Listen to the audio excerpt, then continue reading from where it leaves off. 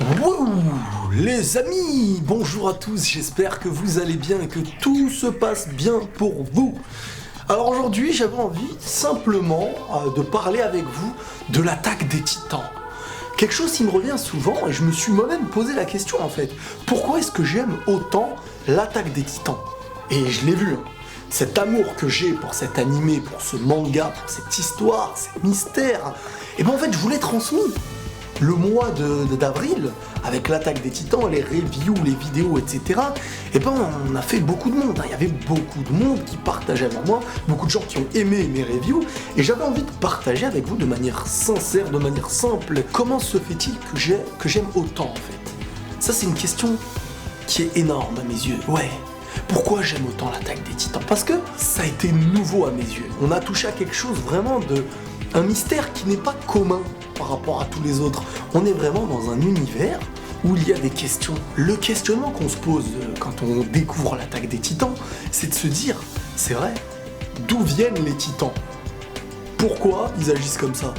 Est-ce qu'ils sont conscients? Est-ce qu'ils sont inconscients? Et malgré ce qu'on apprend d'eux, pourquoi ils ressemblent aux êtres humains et tout et tout et tout? Et c'est ça le mystère du début, c'est de se dire waouh, c'est un petit peu comme le délire de zombies, mais encore plus évolué. Et les murs, être renfermés au monde extérieur, parce qu'on sait pas il y a quoi de l'autre côté de ce grand mystère là, qui est en fin de compte les Titans. On a cet autre mystère qui est à l'intérieur des murs. Et là, on se pose des questions. On se dit mais tous les gens qui vivent à l'intérieur, qui vivent en paix, sans être dans la demande de pourquoi on est renfermé et pourquoi on ne chercherait pas à sortir. À part certains petits personnages ou encore le bataillon d'exploration, beaucoup de gens, ça y est, vivent en paix et c'est un petit peu à l'image de l'humain. De se conditionner à ce qu'on te conditionne, de ce que la société veut faire de toi. Et dans l'attaque des Titans, à un moment donné, Eren, lui, il le ressent pas comme ça. Il se dit, mais en étant enfermé en cage, comme dans une prison sans réellement vouloir explorer le monde entier. Et à ses yeux, son premier combat, bien avant même de perdre sa mère, c'est d'explorer les murs extérieurs. Et cette haine ensuite envers les Titans et cette accumulation d'énervement, tout simplement de haine, elle vient du fait suite de ce que les Titans ont pu faire subir à sa mère, à ses proches, etc., jusqu'au jour que Eren se rend compte qu'il était devenu Titan. Et encore une fois, un nouveau mystère apparaît dans l'histoire en se disant « purée ». Donc, un mec qui est normal comme ça, il devient Titan en redevenant aussi normal. Et là, il y a plein d'autres mystères. Donc, le mystère, c'est vraiment ce qui touche à l'attaque des Titans, avec un scénario qui a l'air d'être écrit proprement. Quand je dis ça, je parle surtout du délire de ceux qui parfois font un manga, un animé, et qui au vu d'un succès, le prolongent. Ce qu'on voit avec l'attaque des Titans, et ça je vous parle en connaissance de cause parce que je suis à jour, et ben maintenant qu'on connaît beaucoup de choses, les premières secondes même de l'attaque des Titans, on les comprend. Et ça n'a même pas été un hasard d'avoir mis les choses comme ça. On ne s'est pas adapté ensuite à ce qu'on a fait, mais on a fait pour adapter les choses. Et c'est ça qui est très beau dans cet animé. Dans le manga, ce qui est de la lecture, le mystère est super, mais les dessins ne sont pas à la hauteur de l'animé. Et quelque part, le manga a réellement marché pour son mystère et son scénario. Maintenant, l'animé en soi, faut dire les choses comme elles sont. Déjà, la première saison, c'était un truc de ouf en termes d'animation, de musique, d'émotion. La deuxième saison, elle nous a ramené des réponses à certains mystères qui nous amènent d'autres mystères.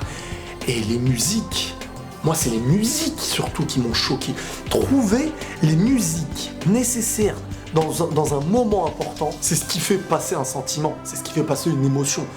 Pas besoin de parler, mais uniquement de montrer la mémoire d'un personnage comme Eren qui se rappelle avec une musique derrière pour nous mettre KO directement. Et l'importance de l'instrument, de la musique qui est derrière, c'est pour moi du 40% dans ce qu'on veut apporter à celui qui regarde l'animé. Et là, j'avais envie de me remémorer et de parler un petit peu avec vous de comment j'ai un petit peu vraiment aimé l'attaque des Titans, surtout à l'aide de mes reviews de la saison 2 en avril. Alors à l'époque, quand il y avait eu la saison 1, j'avais regardé petit à petit et au début, j'avais pas directement accroché parce que c'est un animé où il faut être très concentré et moi, je regardais pas tout le temps. Ça veut dire que je regardais, ensuite je faisais ça, j'attendais, je me faisais l'épisode 2 et tout.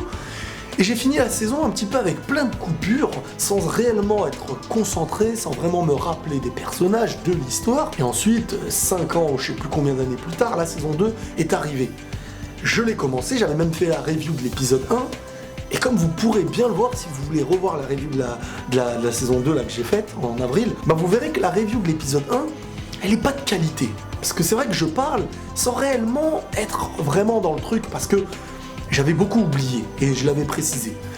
J'avais ensuite décidé de me refaire la saison 1. Et là, quand je me suis refait la saison 1, je me suis vraiment mis dans le bain, et j'ai été touché d'émotion. Quand j'ai regardé le truc, en plus de le regarder juste avec les yeux, j'ai essayé de me dire en réfléchissant, qu'est-ce que cela pouvait cacher? Qu'est-ce que cela... Et à chaque fois, j'avais plein de questions. Comment ça se fait que Eren, à un moment donné, se réveille et il a sa clé? Et ça, il y a plein de gens, ils se disent... Ils se sont pas posé réellement la question. Le gars, il dort, il a l'air d'avoir vécu un rêve, mais qui a l'air d'être un souvenir, mais qui a l'air d'être un rêve. Et d'un coup, il a la clé. Il se réveille avec la clé de son père, la clé de la cave. Et moi, je sais aujourd'hui pourquoi, mais quand je regardais le truc, je me disais, mais pourquoi? Au début de la saison 1, Eren, genre comme s'il rêvait aussi, et il pleure. Je me disais, mais pourquoi? Où est parti le père de Eren? Pourquoi il les a abandonnés comme ça? À un moment donné, pendant l'attaque, lui, on a une vue où il est avec une charrette en train de courir avec des chevaux ou je sais pas quoi. Et je me dis, mais en gros, il y a un sacrifice à ses yeux à faire, ou c'est quoi le délire? Parce qu'il a quand même laissé sa famille, mais il les aime en espérant que tout se passe bien. Quelle est son histoire? Et il y a une histoire. Et donc voilà, je me suis fait la saison 1 avec ces questionnements, pour ensuite revoir à partir de l'épisode 1 la saison 2.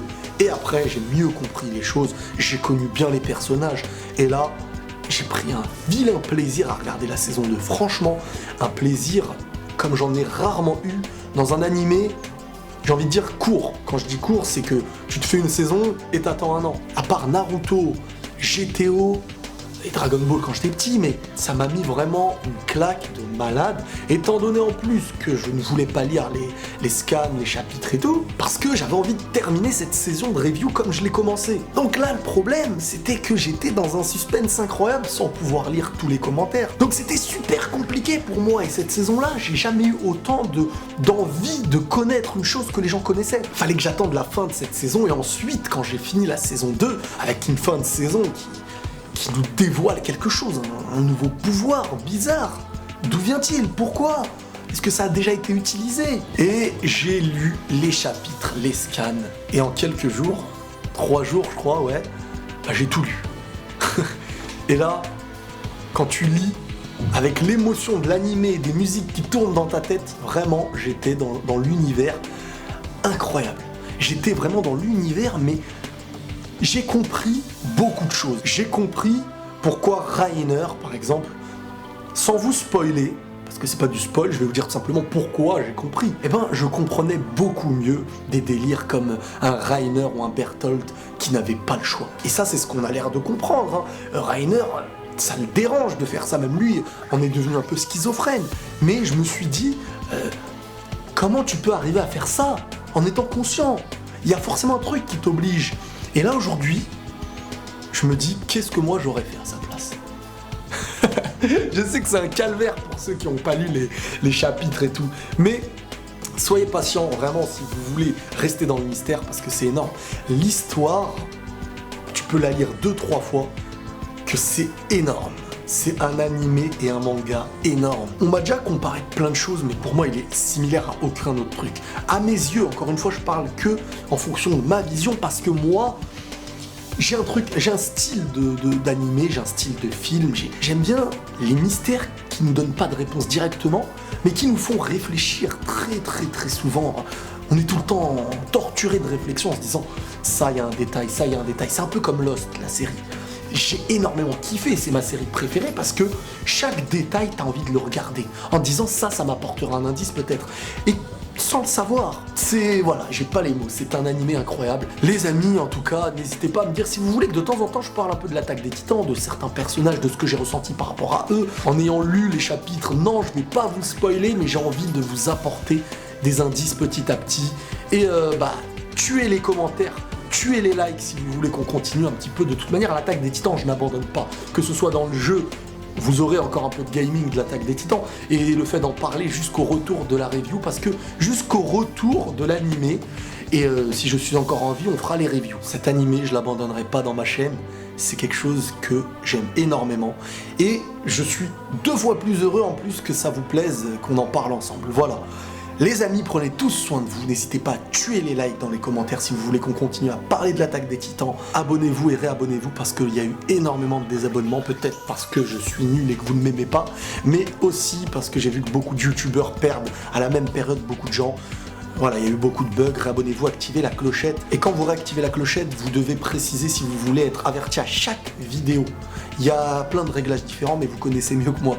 Maintenant les amis, prenez tous soin de vous et la paix sur vous.